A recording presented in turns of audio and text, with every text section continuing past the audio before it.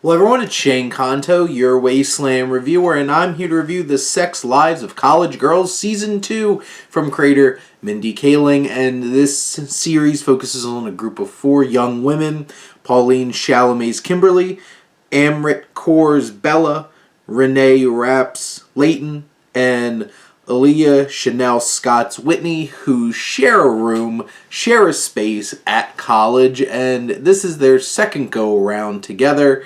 And this time around, each of them have all new roadblocks and challenges in front of them, while still delivering plenty of laughs, being extremely relatable, and, mostly hitting with pop culture references.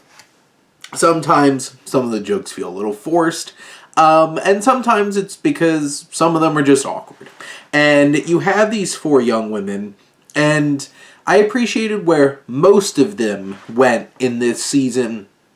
You have some of them that most of their season have been focusing on challenging them, and some of them trying to grow and really branch out. And you have Pauline Chalamet's Kimberly, who is Timothée Chalamet's sister, and she is like the nerdy, awkward one of the group who really loves school and had all these challenges in the first season where she really put school behind her and focusing on some guy.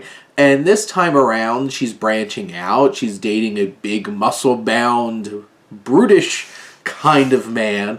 She's having a lot of fun and really saying some awkward things while having sex. And we can hear them on the other side of the wall, and they're really awkward and silly. But, she's having fun. But maybe her job on campus, there's something there or someone that might really be what's best for her. And there's this tug and pull, especially because Kimberly values her friendship so much, and maybe this particular somebody has a little bit of baggage with one of her roommates and friends. Then you have Bella, who, out of all of them, I think she's the funniest, and I really, really like her character. I appreciate her a lot. She also, I think at this point, is the most flawed out of our 4 main characters, and that actually really shows in this season as she starts to date and one of her fellow comedians who, one of those kinds of things that like they just hated each other and now just like, ooh, now they're together. Except Bella is really trying to make the most out of her experience leading this comedy magazine on campus, but maybe she puts things a little too in front for herself and not building up the other young women around her, and that's going to come back to bite her, and you have those challenges in this season for her. I think probably the most interesting out of all of these characters has been Leighton in this second season and her coming out. You have this episode where it's her trying to build up to coming out to her dad, who, of course, is an absolutely wonderful addition to this cast, and Rob Hubel, who, we've all seen in a lot of different things. And her meeting her match, and now she's in an element where it's just like, she's interested in a young woman who's more popular and cool than she is, and that puts her in a new place. But this new confidence and being out might just attract somebody from her past, and I really appreciate her, like, out of all their sex lives, really, that's a big part of this show.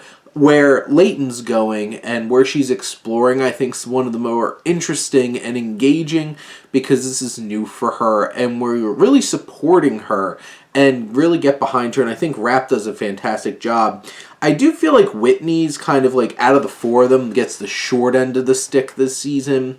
And like, she just gets saddled with, hey, I have great sexual chemistry with this guy, except he's like a loaf of bread or like a sugar cube, and it's just like, that's about how much personality this guy has. And I feel like it kind of is sucky that she gets saddled with like, that's basically her storyline for most of this season. But there's also some challenges of, she really is still in love with Kanan, who's her ex, and is that going to be able to happen, or is somebody else going to get in the way.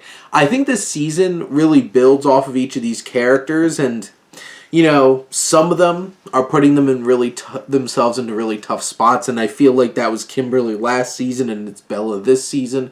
And we could really get behind each of these characters and their new experiences. And two of them, I feel like Kimberly and Leighton were probably the most interesting to watch in terms of like their journeys through their sexual exploration this season. But overall, I still think that this is a hilarious show. I really care about these characters and I'm really invested, and I can't wait to see where the next season goes, because there are plenty of really challenging things that happen within like the last 10 minutes of this season, setting up where the next one's gonna go, and could look like a very different show. And we'll have to see how it goes. But those are my thoughts on Season 2 of The Sex Lives of College Girls. Let me know what you think, and let's talk some TV. But thank you as always for tuning in and supporting your Wasteland reviewer.